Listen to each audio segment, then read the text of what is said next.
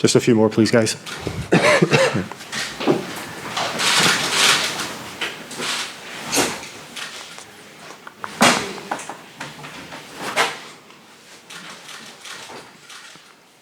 Last one, Craig. Thank you. Andy, I guess when you've just won the European Cup, is this a fixture that you are excited and relishing rather than daunting when you come to the best team in the world?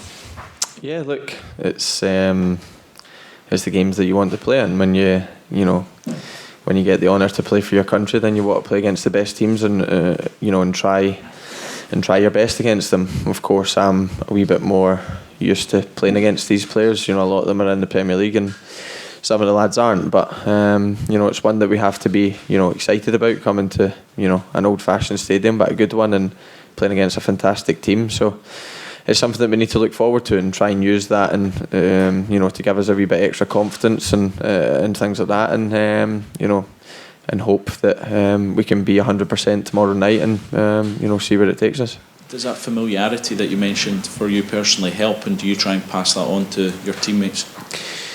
I wouldn't say, I suppose I'm used to a wee bit more playing against them, and maybe I know a couple of their tricks, but I certainly don't know all of them, and that's that's what I've got to be wary of. But in terms of lads that have never played against them, then yeah, of course, the lads that are playing in the Premier League, then we can give them a wee bit of experience and things like that, and hopefully the lads use it. But look, they play against big teams all the time, and they play in big games, so they're well used to it, and we hopefully use that experience wisely tomorrow night.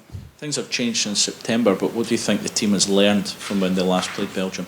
I think we've learned a lot. I think we've developed a lot as a squad. It was a relatively new squad then, a lot of changes, and now we've probably had 8 months or 10 months or whatever it is to together. So we've bonded over that time. We know what each other can do more, and we know how to play each other a lot better. So we've learned from the games. We made disastrous mistakes that game, and that's what we need to cut out. That's the ones that killed us that night, and we need to learn from them. We need to be a lot more streetwise and and try and frustrate them, and the longer it goes, then hopefully that happens, and we grow confidence in the game.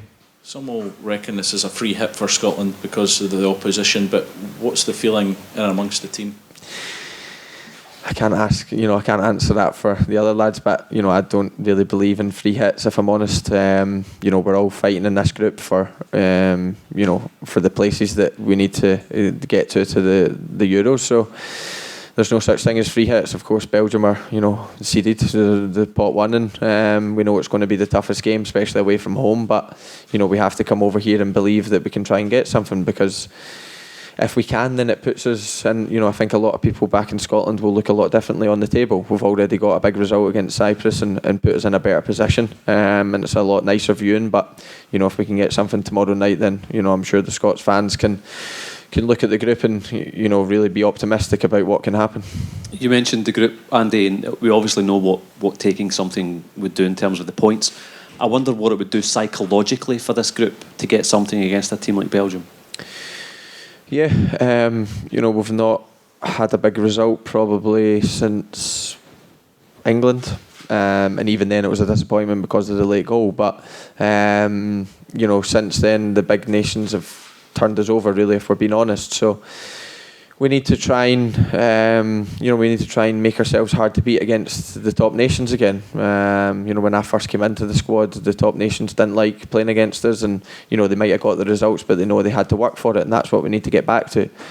If Belgium play to their best, then and take their chances, whatever, then most likely they'll beat us. But we need to make it hard to beat, and we need to make them work for their 3 points. And if we can frustrate them and maybe things aren't going their way, then that's when we build on our confidence, and we have people in the park that can cause them problems as well. And you just never know. If we need to be crucial in front of goal. We need to take our chances if we get them, and if we do, then you never know. If we get a lead to defend, and I believe we can do it. So that's what we need to look forward to. But like I said, we need to make ourselves hard to beat against these top nations again. Yeah, because going back historically, there's always been a feeling, hasn't there, that Scotland played better against the bigger nations. I don't know if that was an underdogs thing or something. Maybe it's a case of trying to find that again. Yeah, of course. Obviously, when I was growing up, it was probably the smaller nations that we most struggled against. You know, I grew up when, you know, we were beating the likes of France and giving Italy and things like that a very good game. And, you know, we've not really done that over the last couple of years. I think, you know, we gave Germany a good game away from home when Ketch scored that goal. And, you know, I think everyone believed that we could have went on to, you know, get something then, but obviously it wasn't meant to be. But, you know, these are the games that we need to look back on and try and, you know, recreate, because, like you said, I think the bigger nations were always not, I wouldn't say they feared us as such, but they knew what we could do. And now I think it's too easy for them. So, you know, we need to change that. We need to change that mentality and believe that we can get stuff off these big teams. And, you know, what better way to do it than tomorrow night? Is there a feeling within the group that this group itself is due a big result? Yeah, I would say so.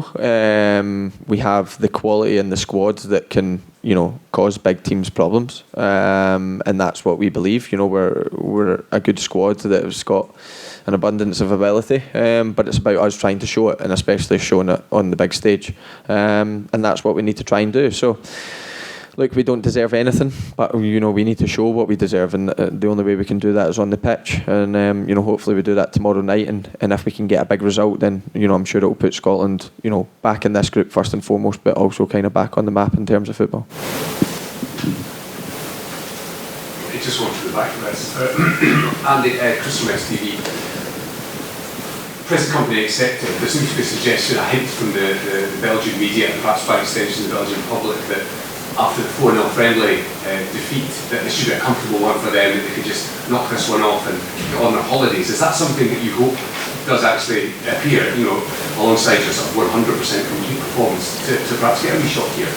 Yeah, of course. Like, we need to believe in that, and you know, of course, realistically, for us to get a result, Belgium need to have an off day. That's, you know, that's the nature of it. They're, you know, a far better squad, and you know, things like that. But like I said, we have quality, and, you know, if they aren't at 100%, then we believe we can take advantage of that. And if they are, then we believe that we can try and frustrate them. We might need a big performance from the goalkeeper and the defence and things like that, but we believe that we can still, you know, make that happen. So, you know, of course, they're full of confidence. They're, you know, this country is on a massive high in terms of what they've done in the last, you know, couple of years, and how far they went in the World Cup, and the players that they have in their squad. But, you know, this is, you know, what we need to, you know, what we need to aim for. We need to start somewhere, and we need to try and, you know, get results. And, you know, the next one in front of us, this one, we know how tough a task it's going to be, but we believe we can cause any team problems. But it's all about us trying to show that now.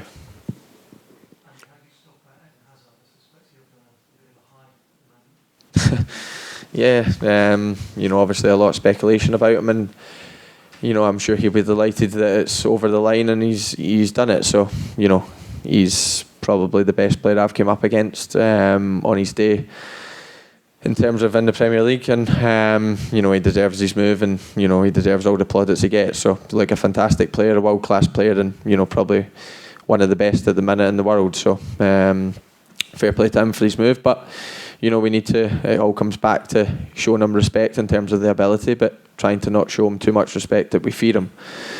And that's what we need to do. We need to try and defend him out the game. We know how tough that's going to be, but, you know, we need to try. And, you know, if we can maybe make him into a couple of mistakes, then, you know, hopefully that, you know, gives us confidence to defend against him. But, you know, we know he can win a game in split seconds, so we need to be at 100% at all times and switched on, because we know him and a couple others are world-class players that, you know, can hurt you when you do switch off. Okay, thank you, folks. Thank you.